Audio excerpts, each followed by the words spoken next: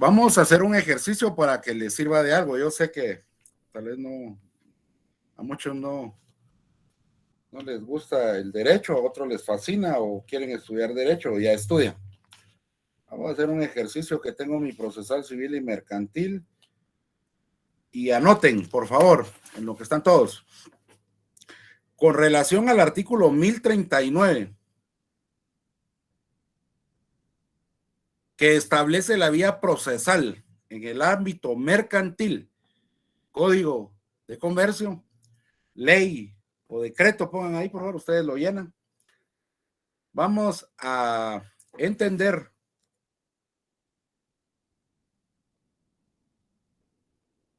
que todos los asuntos se atenderán o se ventilarán por la vía del juicio sumario.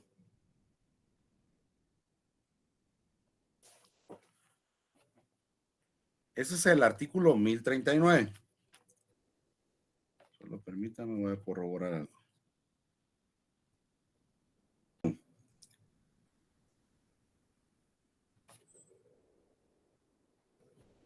Sí. ¿Ya? Va.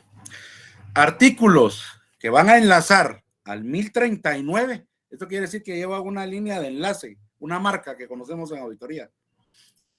Yo lo que uso es una flechita ondulada. Esto indica que referirse a, anoten, artículos 212, 222, 227, 234, 238, 260 y 291.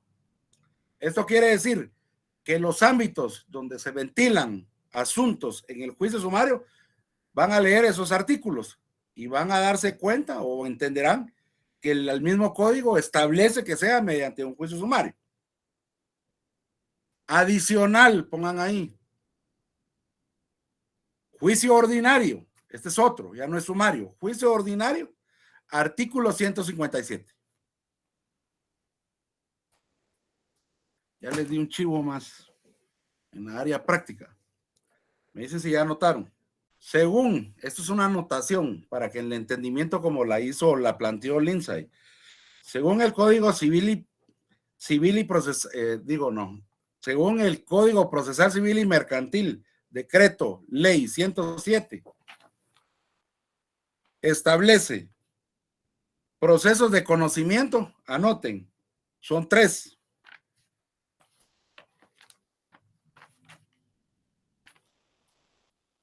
1, juicio ordinario.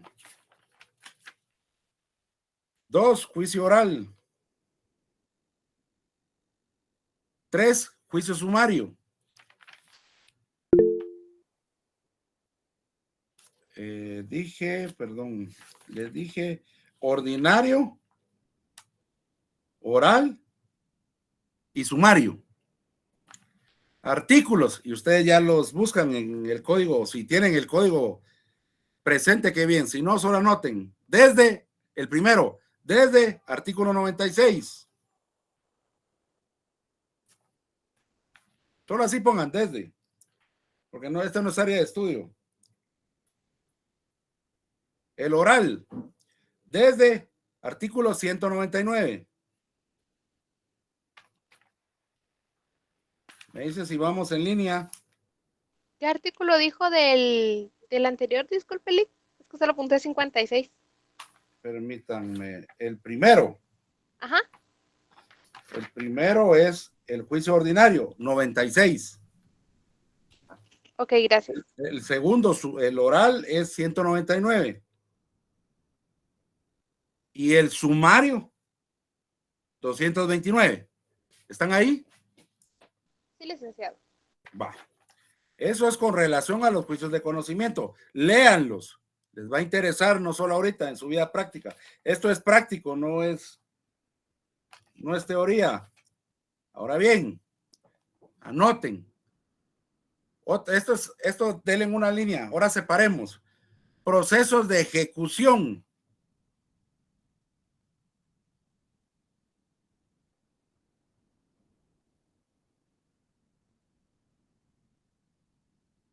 Procesos de ejecución. 1, vía de apremio. 2, juicio ejecutivo. 3, ejecuciones especiales. 4, ejecución de sentencias. 5, ejecución colectiva.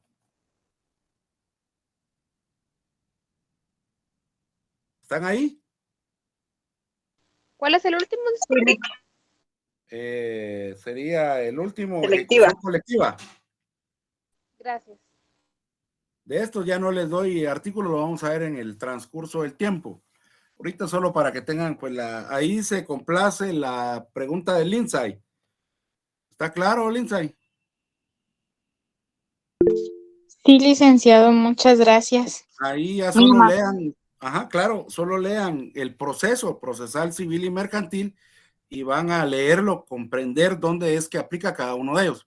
Los primeros de conocimiento son específicos, lo regula la ley y establece cuál es el procedimiento según el motivo, la causa para entablar una demanda.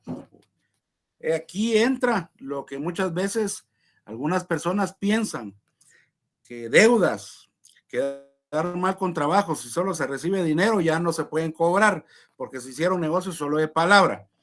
Hoy vamos a ver estrictamente el negocio jurídico y vamos a entender que con el único hecho de cumplir con los requisitos esenciales de un negocio jurídico, que puede ser tácito o expreso, está escrito o que muchas veces se entiende o se manifiesta de forma verbal, es un compromiso. Entonces, de ser así, nos pueden entablar una demanda de conocimiento y de hecho, al final, que no podemos mentirle a un juez, nos va peor, vamos a tener que aceptar que debemos un dinero. ¿Queda claro, jóvenes? Sí, licenciado. De hecho, cuando estemos en el tema de títulos de crédito, vamos a entender por qué no firmar documentos en blanco, que muchas veces por la necesidad lo hacemos. ¿Por qué no volver a firmar un título de crédito o deuda? Y vamos a entender cuál es la mediación y cómo, en su defecto, podríamos votar algún tipo de negocio, contrato o documento de crédito con relación a no cumplir o existencia de algunos vicios. Y van a entender ustedes, y esto es bonito. Es en beneficio de todos. Bueno, espero que haya quedado clara esta introducción. Vamos a tener voy a tener la fortuna de volver a leer y a hojear. Gracias, a hojear. Vamos a ver, el tema de hoy se va a manifestar de la siguiente manera. No puedo leer, por favor, entiendan, no puedo dedicarme a estar leyendo un artículo por uno del Código de Comercio, porque en su defecto creo que es más fácil que ustedes lo lean. Voy a tratar de integrar el día de hoy para entendimiento, pero yo solo puedo dar esbozos, explicaciones concretas o muy genéricas, porque de lo contrario me tardo toda la semana en estar compilando los 3 elementos de disposiciones. Voy a solo a dar esbozos, ustedes anotan los artículos y por favor, nuevamente se les suplica que para poder integrar la ley y entender bien o someramente lo que es la praxis de estudio del Código de Comercio, ustedes deben de acuerparse al al derecho común, que sería el Código Civil y el Código Procesal Civil, en algunas ocasiones que son mínimas, que van a tener que leer algunos artículos. Así es como vamos a llevar el día de hoy. Espero que me dé tiempo. Al final, me recuerdan, a las 3 de la tarde, voy a hacer una presentación que sería la segunda parte de la clase de hoy, para poder platicar un poquito de la investigación científica que tiene que ver con los trabajos que tienen ustedes, los títulos principales. ¿Estamos de acuerdo, jóvenes? De acuerdo, licenciado. Bueno, muchas gracias. Ya son las 2:01. Espero que estemos compenetrados los 76 estudiantes. De los que hagan falta, solo me anotan. Saben que Los exámenes vienen entendidos con lo que yo platico, con lo que yo comparto. Todo lo que yo platico acá es sometido a examen. Esto quiere decir que vienen preguntas de lo que yo voy a compartir el día de hoy. Bueno, jovencitos, como no tengo internet en el celular, voy a tomarme la tarea de compartir acá y voy a tener que apagar cámara para que no me escuchen entrecortado. ¿Me escuchan bien, jovencitos? Sí, licenciado. Sí, licenciado, sí le escucho. Muchas gracias. Todo para que no se me escuche entrecortado. Vamos a iniciar con la disertación del día de hoy, con la plática y discusión. Yo no soy mucho de clases magistrales. Mejor discutamos, y como lo han hecho hasta el momento algunos compañeros, si existe alguna duda, por favor háganla saber para que estemos todos en concordancia. Y ya se dieron cuenta, las preguntas sirven para poder ampliar temas. En el caso concreto, cuando no cargo, porque a veces estoy de oficina en oficina, no llevo conmigo muchas veces las leyes. No soy muy memorístico, pero cuando tengo mis leyes, porque como las tengo manchadas, se me hace fácil encontrar los temas concretos. Al igual, a eso es a lo que se refiere el manejo de leyes. Lo que se ha estructurado con algunas anotaciones de código, háganlo en el código. Márquenlas, remárquenlas o pongan anotaciones. Ya les expliqué someramente también cómo podrían utilizar los colores de resaltadores.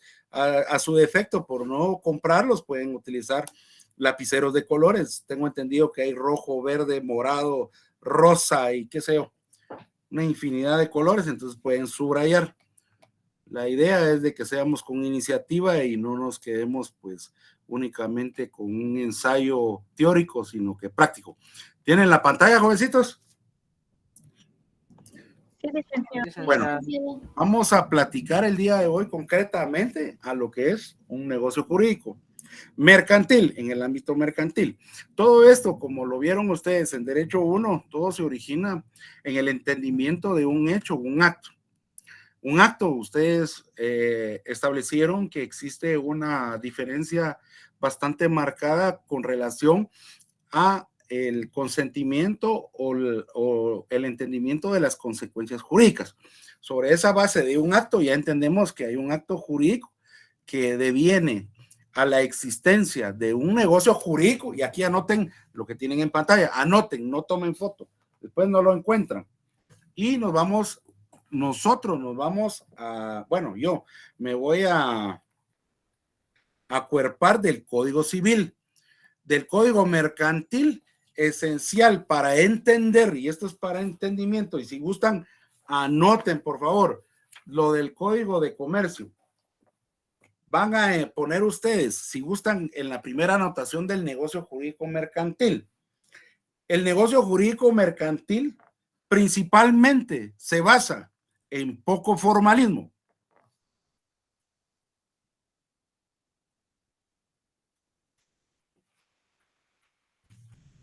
Dos, se interpretan, ejecutan y se cumplen.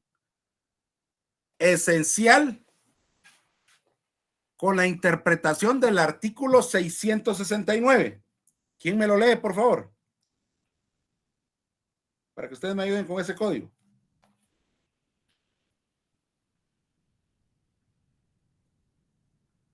Dice principios filosóficos. Las obligaciones y contratos mercantiles se interpretan, ejecutarán y cumplirán de conformidad con los principios de verdad, sabida y buena fe guardada, a manera de conservar y proteger las rectas, honorables intenciones y deseos de los contratantes, sin limitar con interpretación arbitraria sus efectos naturales.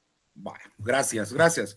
Ahora bien, como no puedo ver la pantalla porque tengo esto en vida, vean pues, remarquen los dos principios filosóficos esenciales: verdad sabida y buena fe guardada. Y esencialmente, estos principios no únicamente se circunscriben en un negocio jurídico mercantil, lo van a entender ustedes que están inmersos principal cuando existe algún tipo de negociación o en alguna circunstancia que regule el Código de Comercio. Esos son los principios esenciales mercantiles, pero en materia civil van inmersos de la misma manera.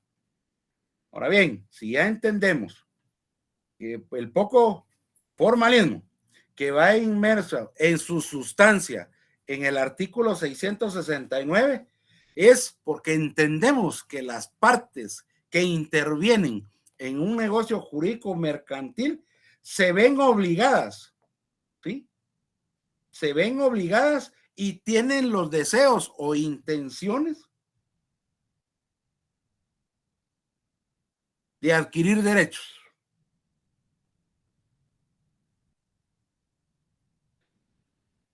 Y la principal finalidad de entender de esta manera el artículo 669 es por dar una seguridad jurídica al tráfico comercial mercantil.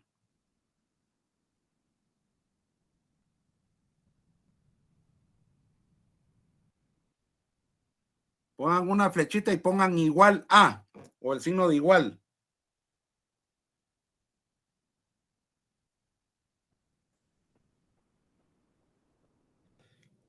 ¿Por qué la seguridad del tráfico mercantil? Para minimizar sustancialmente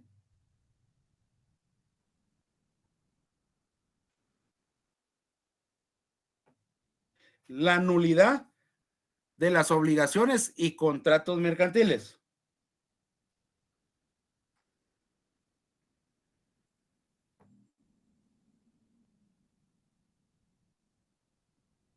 Entonces, ¿qué debemos de conocer o interpretar cuando estemos en el ámbito de comercio?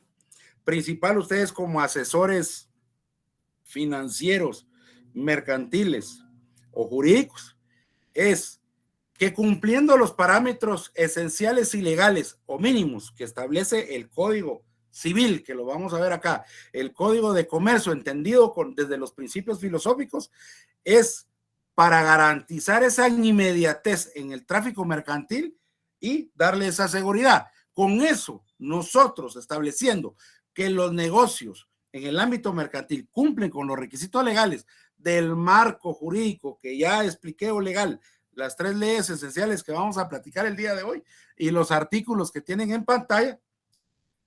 Si cumplimos con esos parámetros, señores, estaríamos disminuyendo o minimizando algún tipo de anulación o situaciones contractuales con relación a algún tipo de vicio. Dando esta introducción para que vean ustedes cómo un solo artículo tendríamos que articularlo, entonces procedemos nosotros en materia general o genérica a darle un entendimiento a lo que se refiere o conocimiento sería general de lo que sería un negocio jurídico. Lo bueno es que ustedes tienen un libro base que es el que van a leer y entonces vamos a entender y vamos a indexar, ojo con esto, haciendo relación del primer artículo que tienen del Código Civil. El 1251, que ya lo hice lectura. Este enmarca principalmente al libro quinto del derecho de las obligaciones en general, y como título, negocio jurídico, establece principal y anoten, declaración de voluntad, márquenlo en grande y subrayenlo. Vamos a entender entonces al negocio jurídico mercantil como esa manifestación, esa declaración de voluntad del comerciante en su ámbito profesional, como para dar una pequeña, un pequeño sería en este caso definición.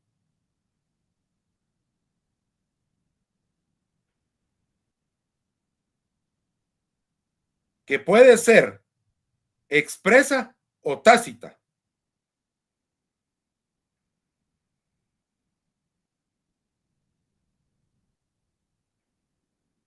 Y que en algunos casos podría ser de presunción de ley, donde se disponga expresamente.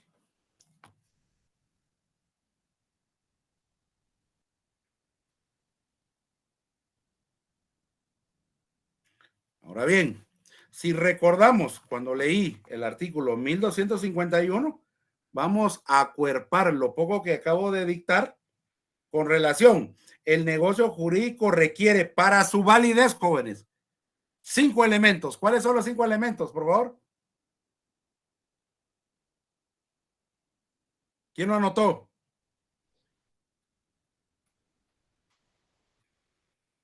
Capacidad legal, Ahí está. Ajá. objeto lícito, Sí. creo que era verdad sabida, no sé si es ese. Bueno, creo, ya les dije que no. Apunten. 1, capacidad legal del sujeto que declara su voluntad. 2, voluntad. 3, consentimiento. 4, que no adolezca de vicios. Y 5, objeto lícito.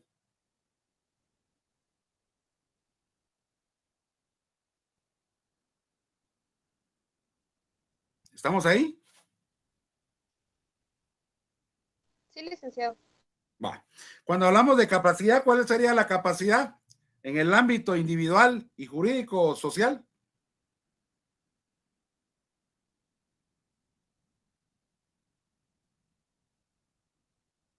¿Está en pleno goce intelectual?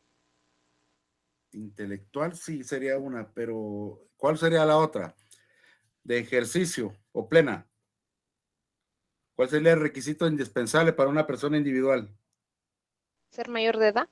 Mayor de edad. Artículo 8 y artículo 9 del Código Civil, Decreto Ley 106, perdón.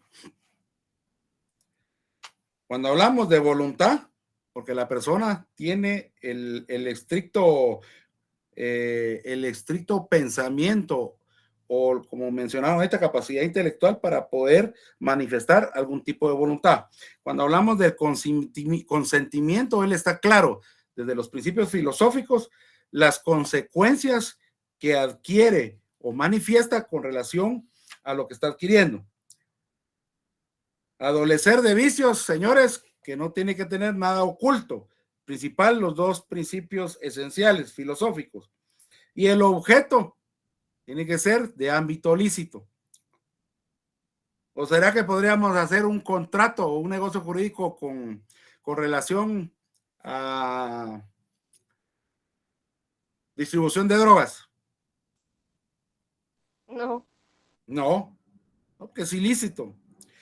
Con relación, ojo con esto, con relación a préstamos usureros, que es lo que se escucha mucho en las noticias de ahora.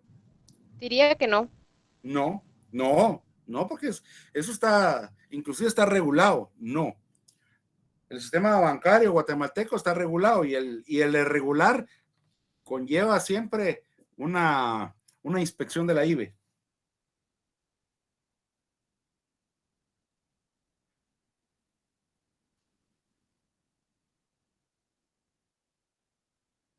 ¿Me dicen si ya anotaron?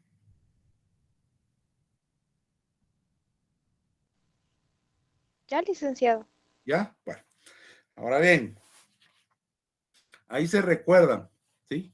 Se recuerdan que para poder manifestar esa voluntad, señores, en un artículo que ya tienen anotado, 1251, esos requisitos son esenciales y legales. Al hacer falta o limitar alguno de ellos, estaríamos diciendo que podría ser anulable. Anoten ahí, solo para anotar, en 1257, vicios de la declaración de voluntad.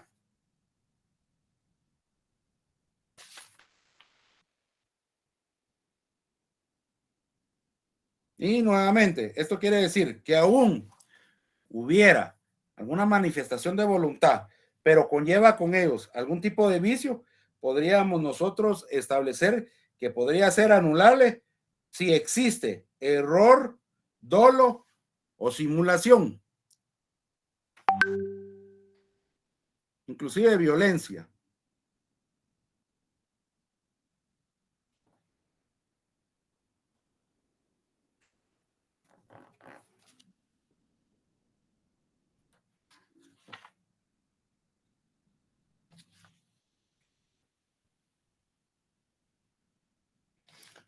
De la nulidad, anoten ahí, por favor, de una vez. Artículos 1301, 1302 y 1303. Siempre el Código Civil. Ahí van a entender ustedes a qué se refiere cuando existe una nulidad absoluta en un negocio.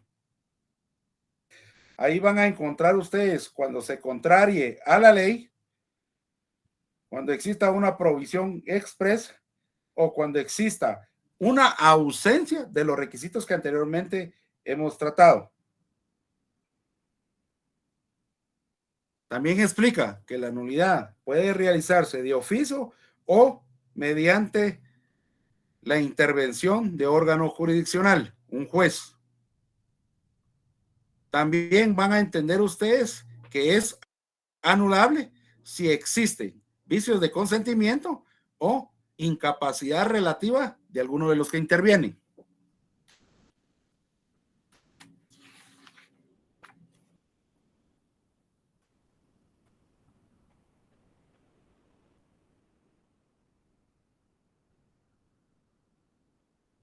Cuando lean el 1319, toda obligación resultante de un acto o declaración de voluntad consiste en dar, hacer o no hacer alguna cosa.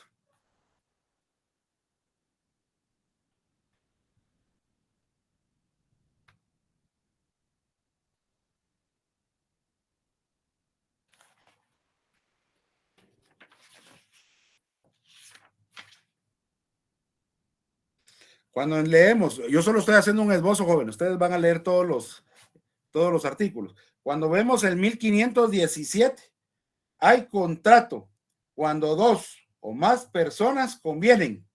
Y esto es esencial en un contrato. Anoten, un contrato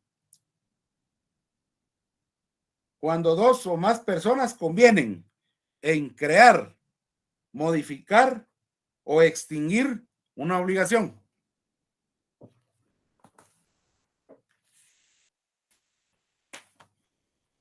Ya cuando ya entendemos, leen ustedes los artículos y ya entendemos que cuando sea de forma expresa, escrita o tácita, o muchas veces de forma verbal, entonces vamos a entender con el cumplimiento de todos los parámetros que acabo de hacer lectura, vamos entonces a incorporar ejemplos como los tienen ustedes, me imagino, en su libro. Existiendo esto, si existiera algún contrato de compraventa de mercadería que puede hacerse de forma verbal, entonces en el entendimiento que aún cuando un dependiente que está autorizado a realizar ventas o compras, entonces estaríamos de manifiesto con un contrato de compraventa. Muchas veces, títulos de crédito, que va a ser un tema de estudio, cumpliendo los parámetros que establece la ley y aparece los requisitos esenciales donde yo manifiesto expresamente con mi firma que estoy de acuerdo con adquirir algún título de crédito, entonces estaríamos en un contrato de algún título de crédito. Podríamos mencionar los que ya existen en formas, que también vamos a ver los tipos de contrato en forma. Entonces estaríamos también contratando algún seguro de vida. Y cuando vemos lo que tiene que ver con el derecho mercantil, con la creación de empresas, podríamos nosotros también estar de manifiesto con un contrato de sociedad mercantil.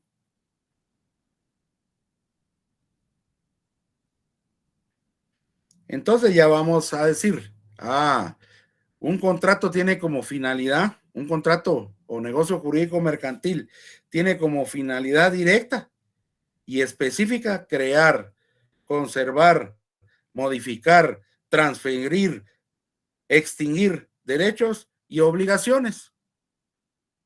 Pero ya agregamos, así como en el ámbito privado, necesariamente en el ámbito mercantil o campo mercantil. ¿Ya anotaron los artículos, jóvenes?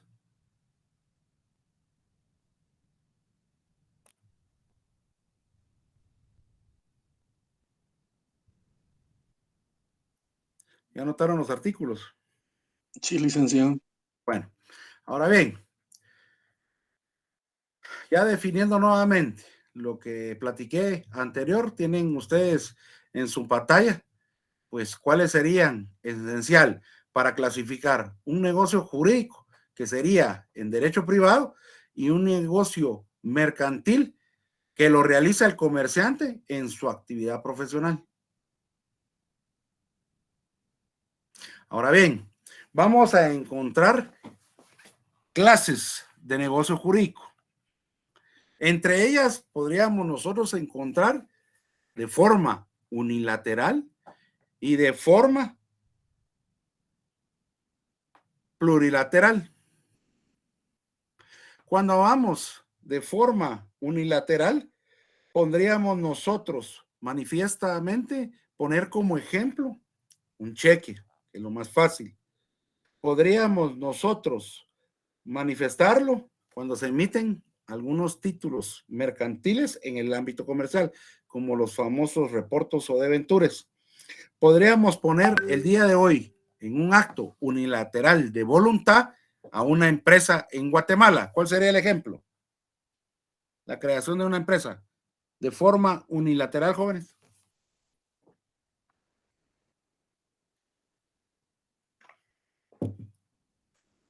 ¿Cuál, jovencitos?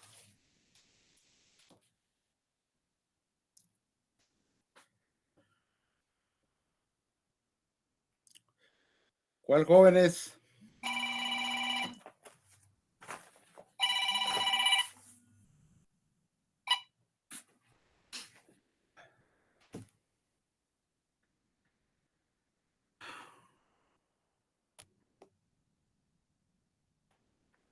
¿Cuál sería el ejemplo?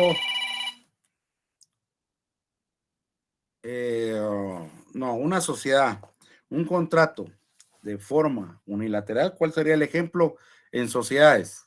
La de emprendimiento.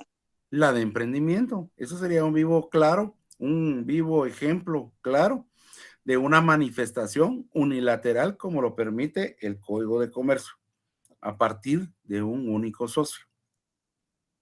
Ese sería un ejemplo. Y cuando hablamos de plurilaterales, disculpen, voy a volver a presentar. Ustedes lo dejan a uno solo hablando como loco.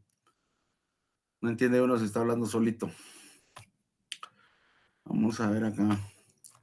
Y si hablamos de actos plurilaterales, estaríamos nosotros en el ejemplo cuando muchas veces inician desde una forma bilateral. Es decir, cuando dos o más personas intervienen y se obligan entre sí con derechos y obligaciones. ¿Cuál sería un ejemplo claro de esto? Si estaríamos hablando con el mismo tema de la creación de empresas. Un ejemplo. La sociedad anónima. La sociedad anónima, la creación o constitución de una sociedad anónima. Podríamos poner en el mismo ámbito de la sociedad anónima aquellas actas o manifestaciones de asambleas y en algunas de asociaciones o cuerpos colegiados. Ahora bien, cuando nosotros leemos en un negocio jurídico en el ámbito mercantil, la perfecta manifestación o la principal fuente del derecho es el contrato. Entonces, la fuente esencial de una obligación mercantil, ¿qué es, jóvenes? ¿Cuál sería la fuente?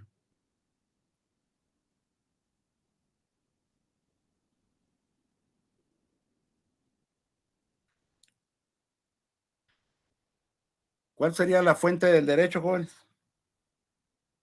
De una obligación mercantil. La tienen en la vista.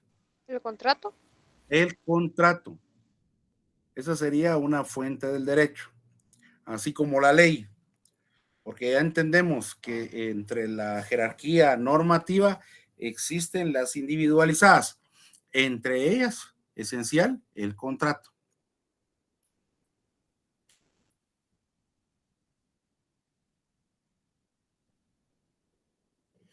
Me dicen si ya anotaron eso del contrato, jovencitos.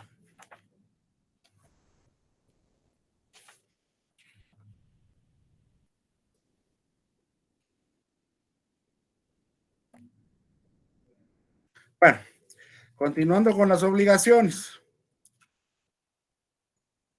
Y vamos a ver nuevamente que las obligaciones, si lo vemos desde un punto de vista de clasificación, vamos a acudir nuevamente al Código Civil.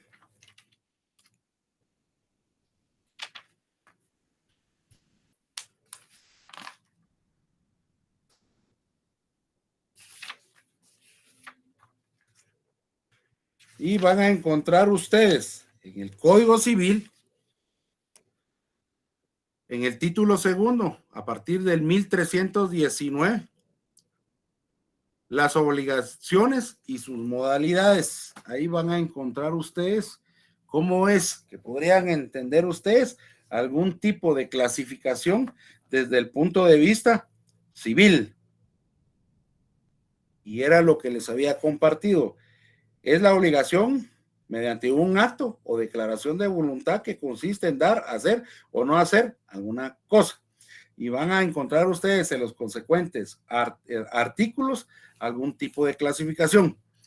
Que en el caso puntual del libro, ustedes tienen una clasificación general y entre ellas son las que tienen puntualmente en pantalla.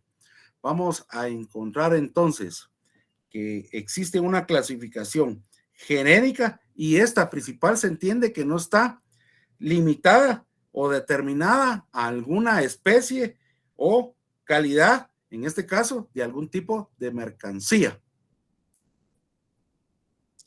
Cuando hablamos de una específica, esta es cuando en el mismo contrato tiene la limitación o la condición de dar o recibir algún tipo de denominación con relación al intercambio. Cuando hablamos de alguna alternativa, es que podríamos nosotros determinar en ese contrato que tenemos nosotros la facultad de poder establecer la elección o obligación de poder dar en algún momento algún tipo de mercadería o intercambio. Asimismo, podríamos nosotros determinar cuáles serían las condiciones para poder realizar los pagos.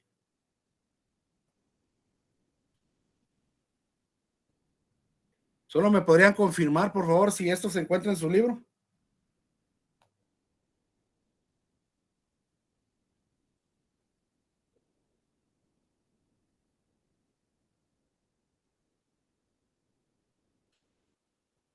Jóvenes, ¿quién tiene su libro? El licenciado. ¿Manda? Sí, sí se ¿Sí? encuentra. Bueno, Sí. entonces solo una medio disertación. Cuando hablamos de las puras, cuando hablamos de un contrato, una obligación pura, son aquellas mismas en las cuales no dependen de ningún plazo, sino que se entenderán que son de cumplimiento inmediato. Esa sería la naturaleza de este tipo de obligación. Cuando hablamos de las condicionales, son aquellas que para la eficacia del negocio se necesita un acontecimiento futuro o incierto. Esto quiere decir que se subordina la eficacia de este negocio con la realización de este acontecimiento que se establece en el mismo. Cuando hablamos de una condición suspensiva,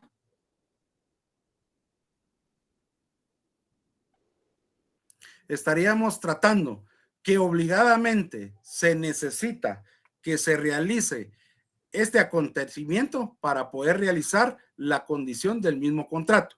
Y cuando hablamos de una resolutoria,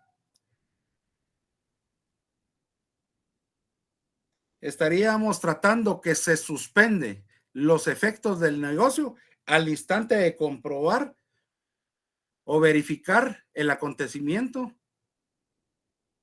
que se estableció en el mismo.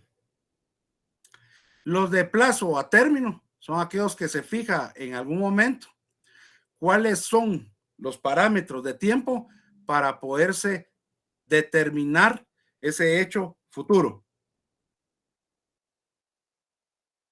Las mancomunadas son cuando existe una obligación donde intervienen dos o más obligados. Estas son las famosas mancomunadas. Pero podríamos entender entre mancomunadas que existen las simples y solidarias. Las simples o a prorrata son aquellas mediante las cuales las personas que intervienen se establece expresamente cuál es la condición o obligación que se debe prestar, no pudiendo obligarlos al cumplimiento de otras responsabilidades.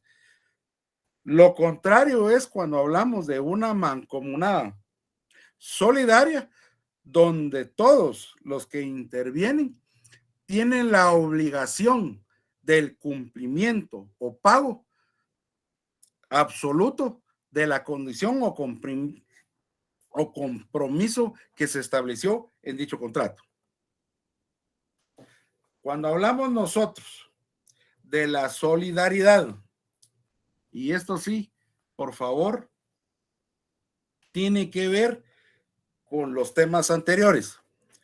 Cuando hablamos que una obligación mancomunada es solidaria, y anoten ahí el requisito esencial para demostrar esa solidaridad, por favor.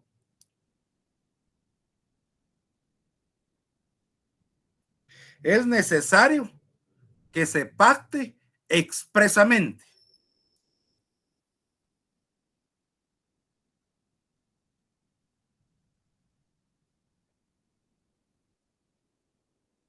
¿Quién me puede explicar qué entienden por pacto expresamente, jóvenes? Que se firme un documento.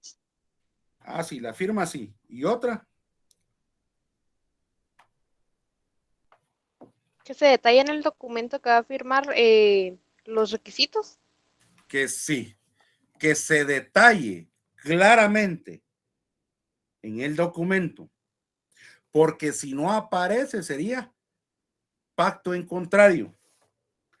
Y podrían ustedes consultar, por favor, para que anoten el 1353, pongan ahí, por favor,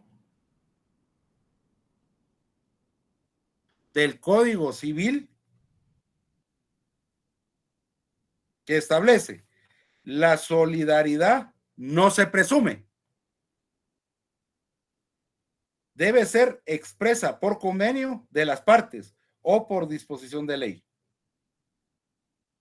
La solidaridad expresa podrá pactarse aunque los acreedores o deudores no se obliguen del mismo modo, ni los plazos ni condiciones iguales. Pero prácticamente ese sería el fundamento legal de por qué se debe de pactar expresamente. ¿Anotaron el artículo, jóvenes? Sí, licenciado. Bueno. ¿Podría repetir el artículo, por favor? 1353 del Código Civil.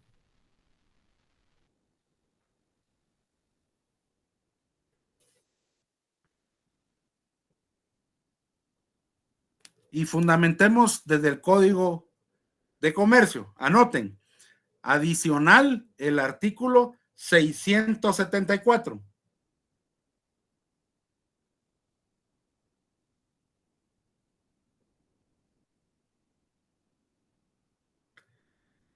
Y vamos a anotarlo desde el punto de vista de la solidaridad de los deudores. las obligaciones mercantiles, los codeudores serán solidarios. Aquí ya lo establece la ley. Son solidarios, salvo pacto expreso en contrario. Esto resulta totalmente distinto a lo que establece el Código de Comercio. Acá tendríamos que colocar quién es el que se libra de esa solidaridad. Ahora bien, todo fiador de obligación mercantil, aunque no sea comerciante, será solidario con el deudor principal y con los fiadores, salvo que se estipule en el contrato.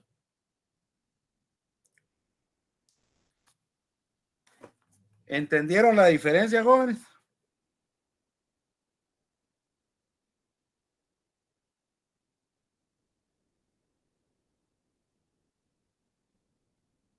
Licenciado, ¿será que lo puede volver a repetir? Vean, pues, el artículo lo leen ustedes, ¿sí? En el ámbito civil, si quieren, coloquen ahí para retomar los dos temas. En el ámbito civil, conforme el artículo 1353,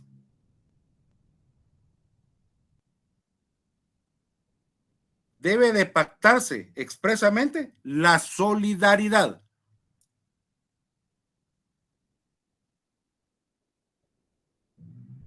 En el ámbito mercantil, según artículo 674,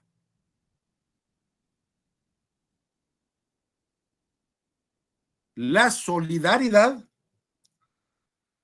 no necesita ser expresa.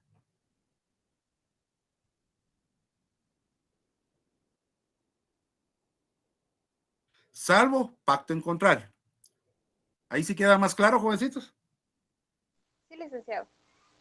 Bueno. Ahora continuamos con otra característica. Exigibilidad de las obligaciones.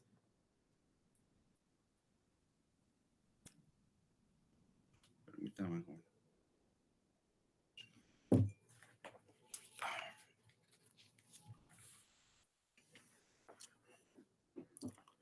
Bueno, la exigibilidad de las puras y simples. Si entendemos las puras, ¿en qué momento se debe de convertir la exigibilidad, jóvenes?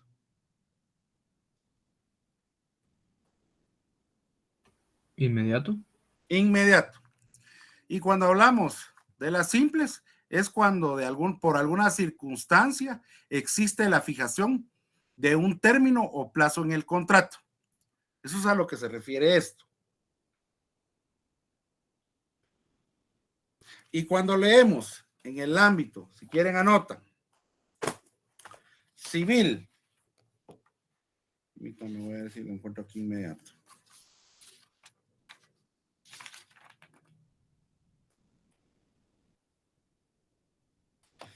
Anote, la exigibilidad en el ámbito civil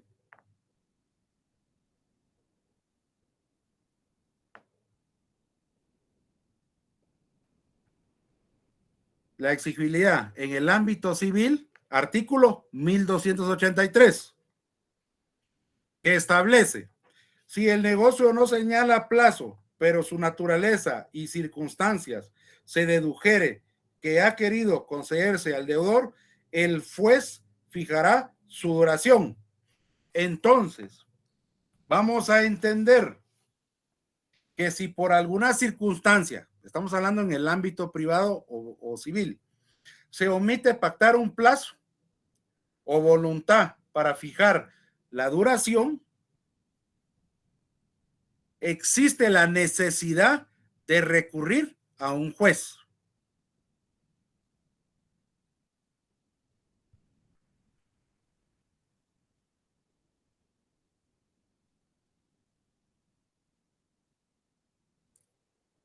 ¿Ya notaron, jovencitos?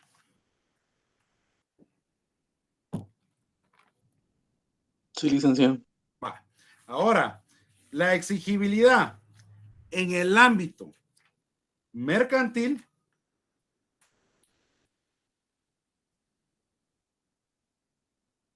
según artículos 675 y 676, que sería la base legal,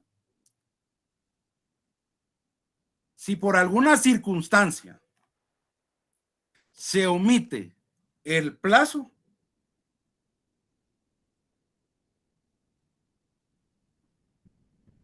la obligación es exigible inmediatamente.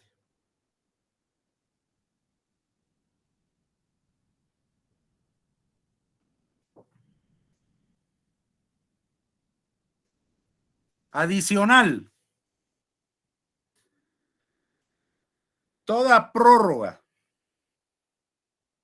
en las obligaciones y contratos mercantiles debe de manifestarse expresamente.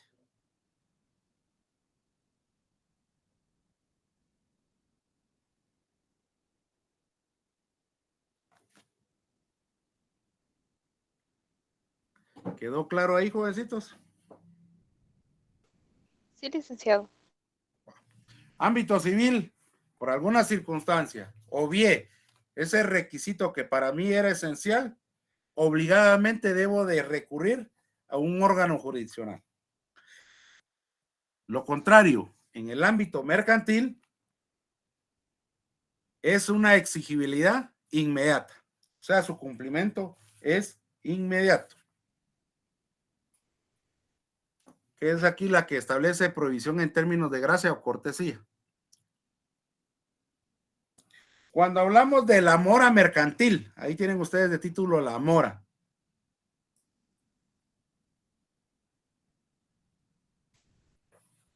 La mora, pongamos ahí, la mora en el ámbito civil, para que ustedes vayan entendiendo, perdón, voy a sacar mi...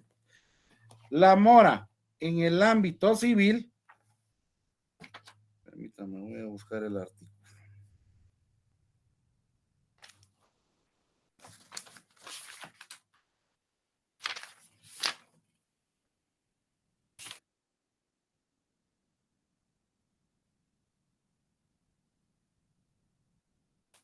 Permítanme, jóvenes, creo que alguien está entrando. Artículo 677, la mora. En Sí, el sí, Código de en Comercio. el ámbito mercantil, pero solo voy a explicar en el ámbito civil. Ahorita denme un segundo, solo voy a buscar el artículo, pero bien.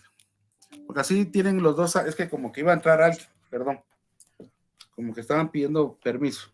No es el 1428. Sí, en el gracias, en el 1428, por favor. En el 29, 30 y 31.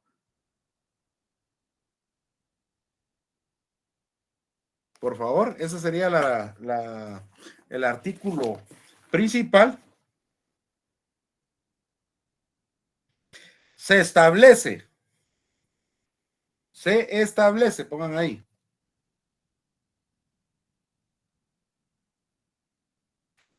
que se realizará el requerimiento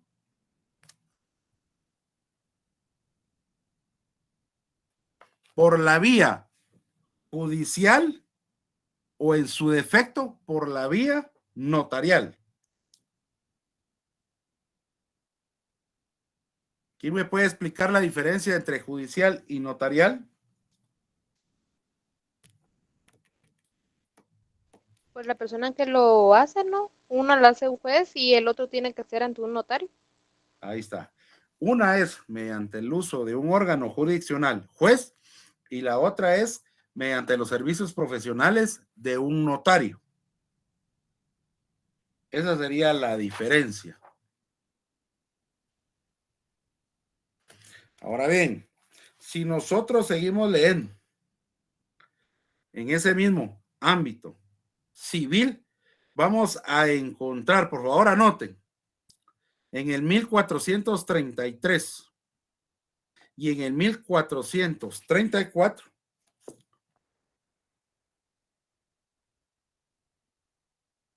el establecimiento de daños y perjuicios.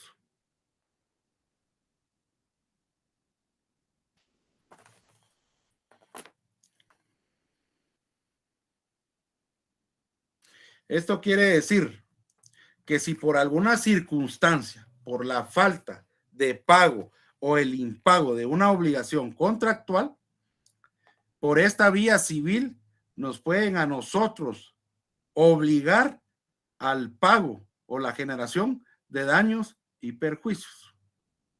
Eso sí, se debe demostrar fehacientemente.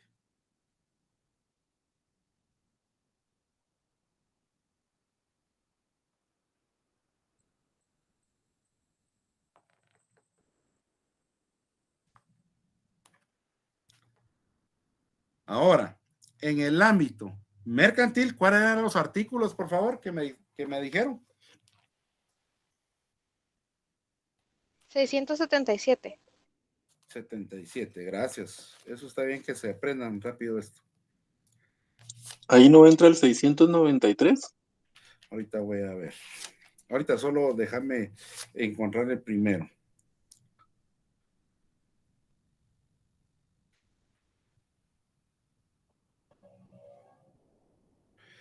En el ámbito de mora, disculpa.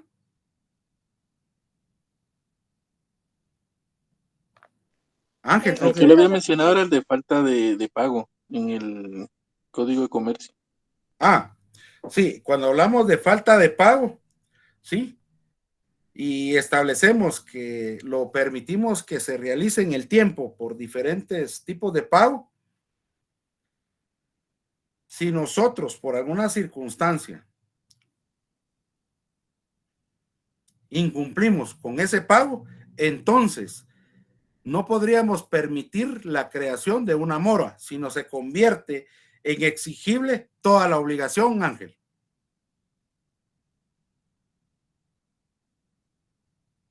Ángel creo que fue el que preguntó.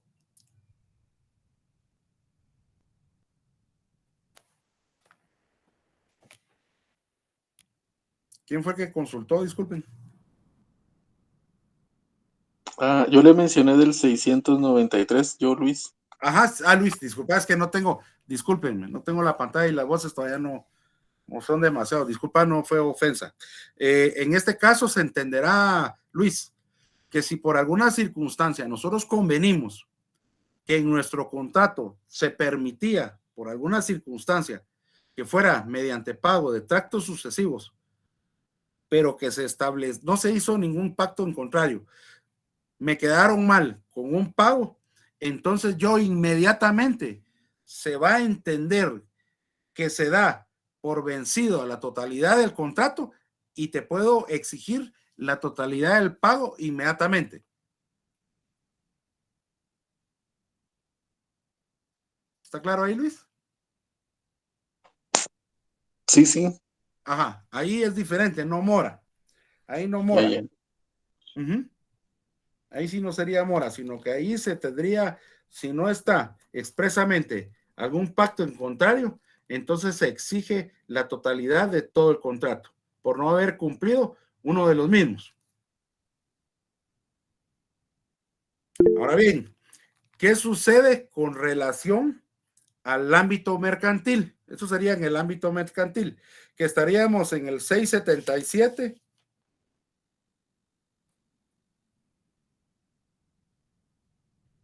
Y establece que no existe la obligación de un requerimiento.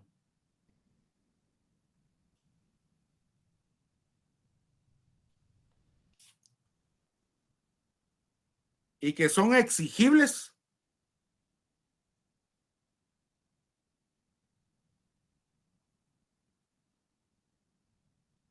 al día siguiente de su vencimiento.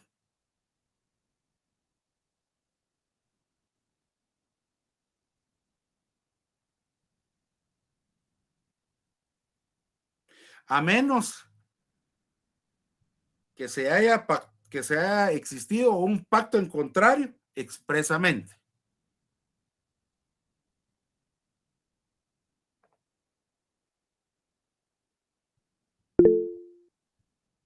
Adelante.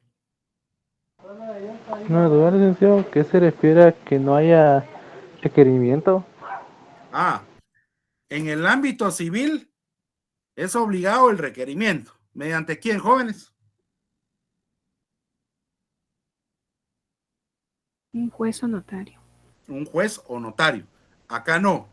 Acá no hay necesidad de requerimiento, sino que únicamente al día siguiente yo puedo manifestar a mi deudor que necesito el pago completo más mora de todo lo que incurra el atraso de la deuda. ¿Queda claro? Sí, gracias. Bueno. Ahora bien, una diferencia también con relación de lo civil a lo mercantil. ¿Cuál fue el último tema que tratamos en el ámbito civil?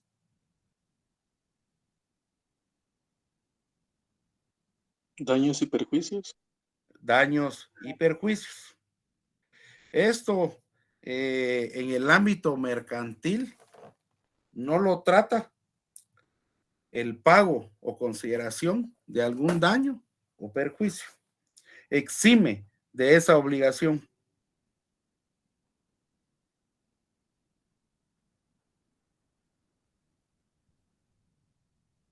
Esas son las diferencias principales, jovencitos.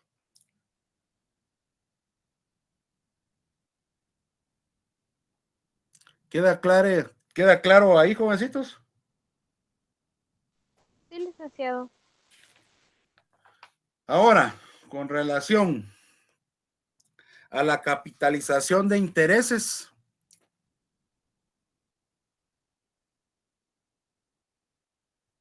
¿podría yo, como comerciante, poder establecer, por ejemplo, una tasa de interés mensual del 6%, jóvenes, en un negocio jurídico mercantil?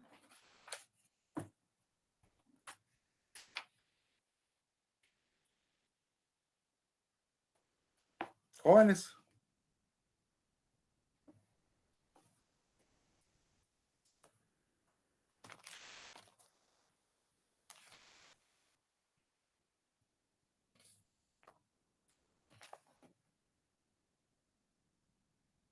Eso no está relacionado con la tasa líder. ¿Sí? ¿Me permite capitalizar el 6%? ¿Sí o no?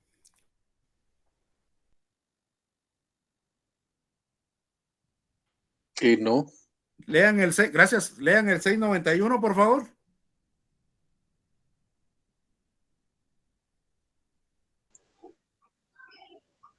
¿Lo leemos acá?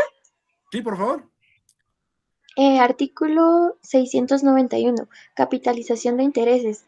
En las obligaciones mercantiles se podrá pactar la capitalización de intereses siempre que la tasa de interés no sobrepasa la tasa promedio ponderado que apliquen los bancos en sus operaciones activas, en el periodo de que se trate.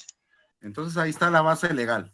Se pueden pactar capitalización de intereses toda vez como lo establece el artículo 691 del Código de Comercio, que tiene que ver con la relación de las tasas de interés activas de un banco.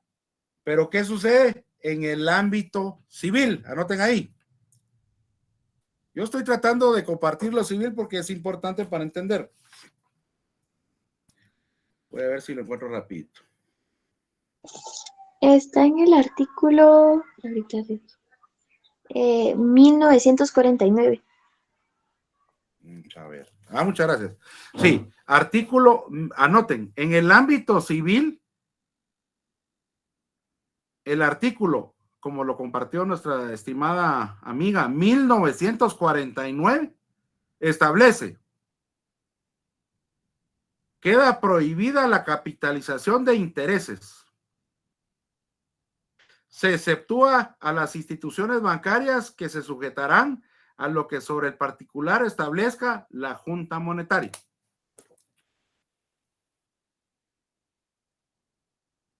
Esto quiere decir que nos remite especialmente a lo que tenga que ver con el sistema financiero.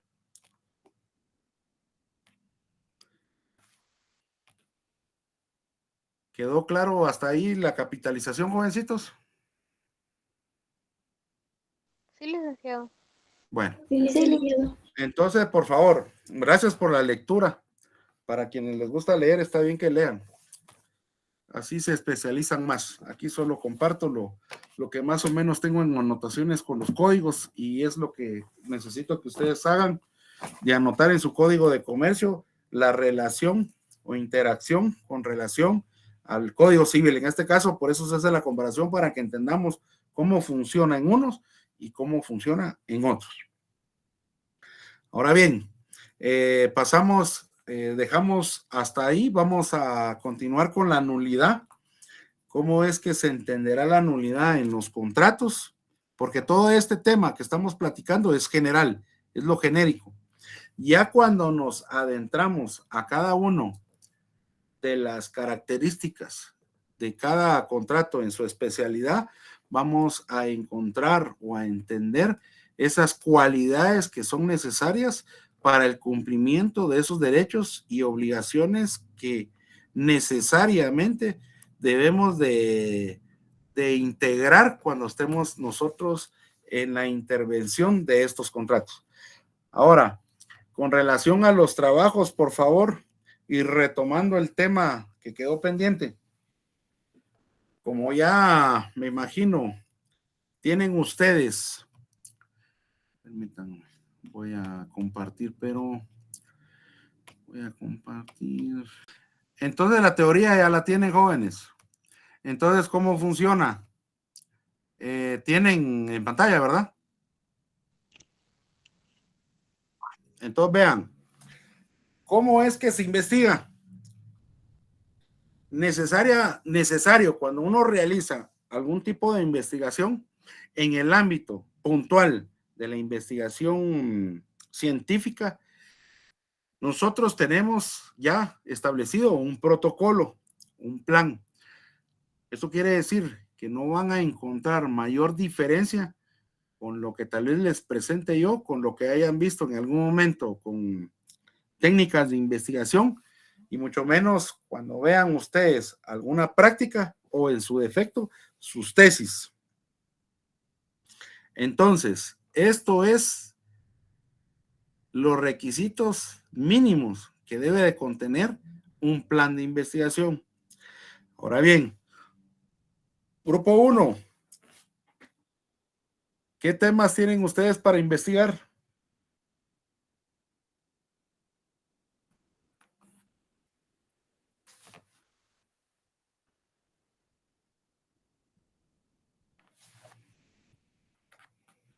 No está con nosotros ninguno de grupo 1.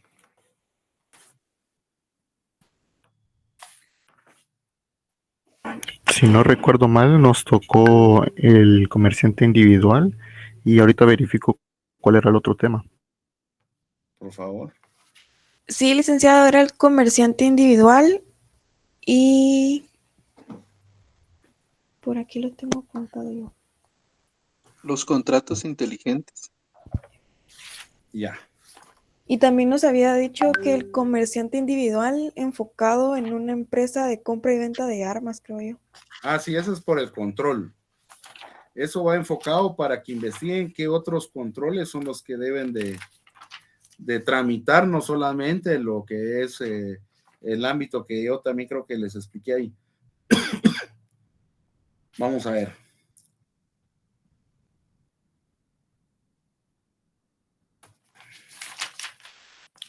Es que...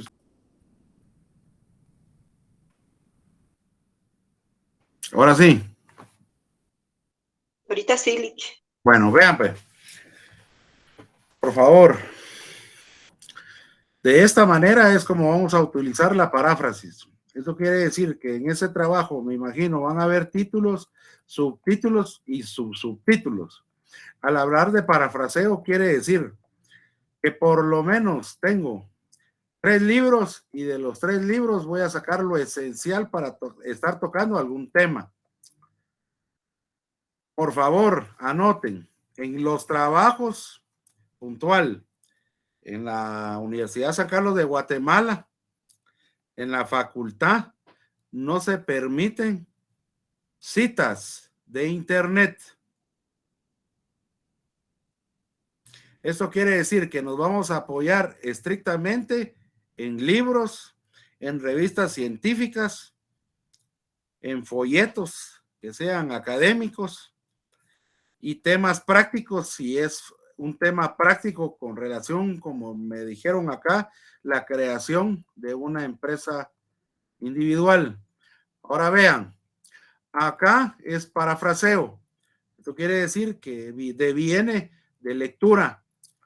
Pueden ver ustedes que esta exposición trae consigo temas puntuales como fechas, pero que están relacionadas no únicamente por un libro.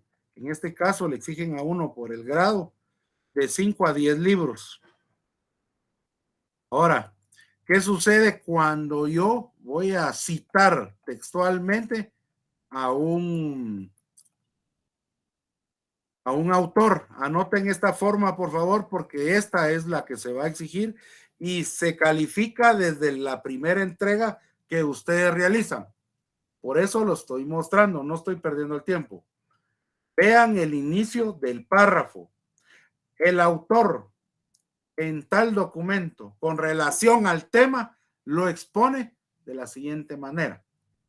Y vean, ¿cuál es la diferencia que ven ustedes una con otra, jóvenes? En forma.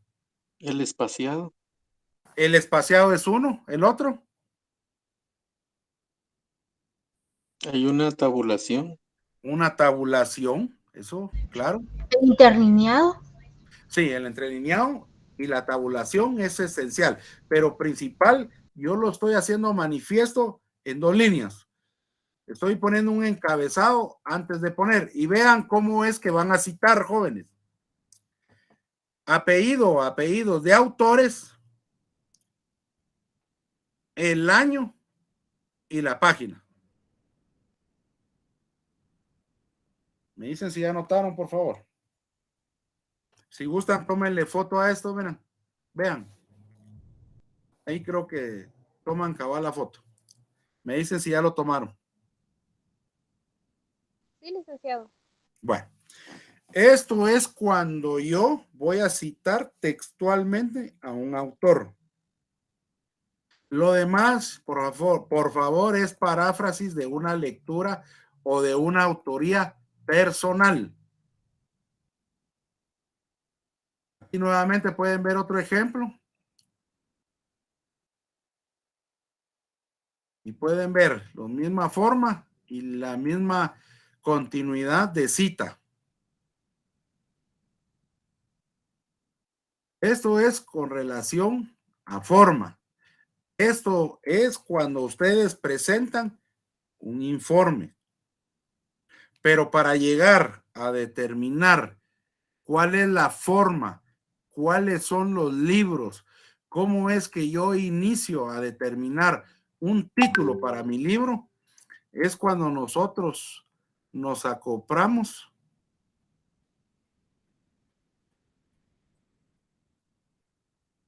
¿esto qué es? Así es esto.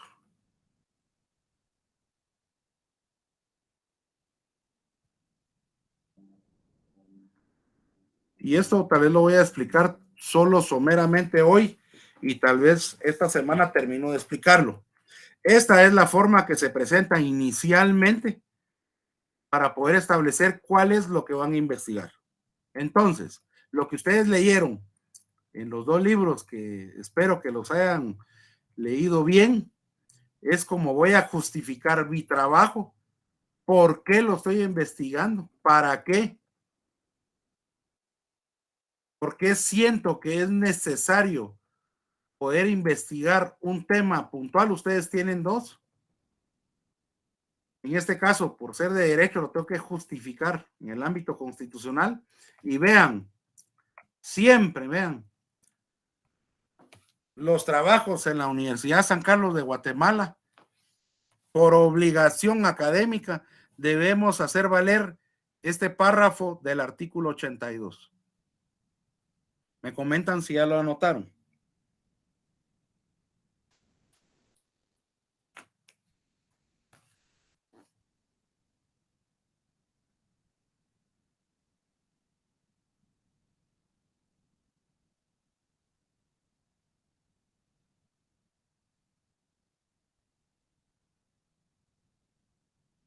¿Ya lo Ya anotaron, listo. joven? Ya, bueno. Eso siempre, jóvenes, en todos los trabajos de la universidad es obligado que hagamos mención la finalidad constitucional de la Universidad de San Carlos de Guatemala, y es la promoción de la investigación. Lamentablemente no nos lo enseñan como debiera de ser. Llegamos al final de nuestra carrera y todavía seguimos con malas prácticas de copy-paste. Entonces, los trabajos, por favor, anoten desde ya, los trabajos académicos tendrán que ser de un máximo de hojas de 20, un máximo de hojas de 20 o páginas de 20, de renglón 1.5, de letra Arial 12, de los márgenes, por favor, vamos a utilizar normal y justificado, porque les comento, yo doy clases a los últimos años y es vergonzoso que universitarios que van por el título estén presentando barrabasadas de trabajos, jóvenes. Mi intención es que desde ya ustedes sepan cómo es, o si ya lo traen, solo refuercen cómo es que se entregan los trabajos académicos, porque sí tiene una ponderación, si se recuerdan, de 20 puntos. Entonces, esto, como lo tienen también en el ejemplo que se comparte, que es de tesis, es exactamente lo mismo. No estamos haciendo nada más que presentar ante mi posibilidad como investigador cuál es lo que yo percibo de un tema puntual. Esa es la problematización. ¿Qué es lo que para mí en este tema podría encontrar a nivel, pues en este ámbito es muy general, en el ámbito general, un problema? El punto de vista de ustedes, porque algunos tienen la creación de empresas, es legal, administrativa, para los que tienen que hacer la creación de empresas. Para los otros, como vamos a estar platicando, no tengan pena que cada finalización de clases podemos dar 5 minutos para afinarlos como equipo de trabajo. No se preocupen, para eso estoy acá. En este caso, como les digo, este es muy amplio. En este caso es la sociedad guatemalteca. Periodo histórico igual. Es bastante amplio por el tamaño de la investigación. En el ámbito suyo, la unidad de análisis para los que van a crear empresas podría ser registro mercantil. El histórico podríamos poner este semestre, del 1 a tal. Este planteamiento que ven ustedes en pregunta, yo lo voy a explicar cuáles son los requisitos esenciales que debe de contener. Y son 5. Pero eso lo vamos a ver en el ámbito de ustedes. Y en el marco teórico, estoy hablando en general, jóvenes, solo vayan anotando. En el marco teórico, por favor, como lo tienen en el encabezado, esto es una introducción, un previo de lo que yo voy a mostrar al final con un famoso informe. Entonces, ¿qué necesito? Que de los títulos que a mi considerar son importantes, que el que esté leyendo, en este caso su servidor, este planteamiento de un problema, yo me introduzca al tema general que ustedes van a investigar. Entonces, anoten lo que ven acá. Por ser marco teórico y yo soy investigador, todavía no soy autor, yo obligadamente me auxilio de otros autores. Entonces, va a aparecer el título y lo que yo voy a utilizar textual o conceptual de un autor, lo voy a volver nuevamente a citar. Miren, aquí todo es del libro. Todos estos conceptos son de libros. No hay nada propio. Todo lo estoy yo considerando que son de otros autores, ¿eh?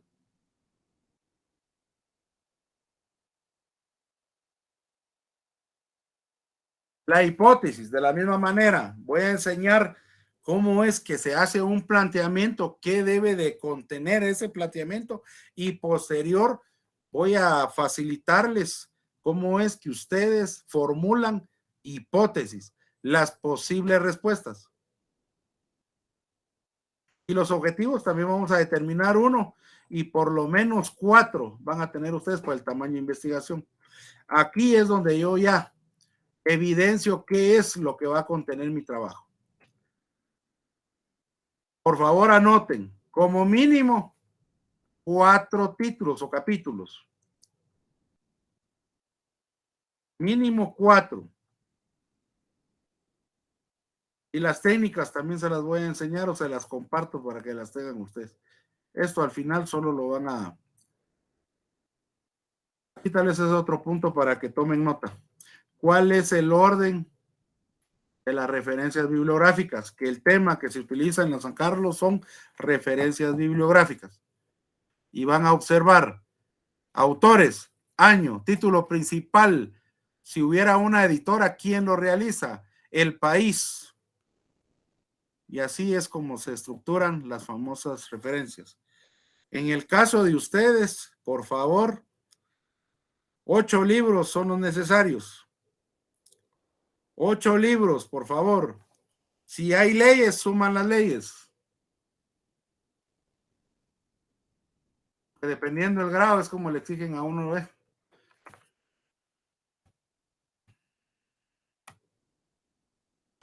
Ocho libros. ¿Anotaron las generales, jovencitos? Sí, licenciado.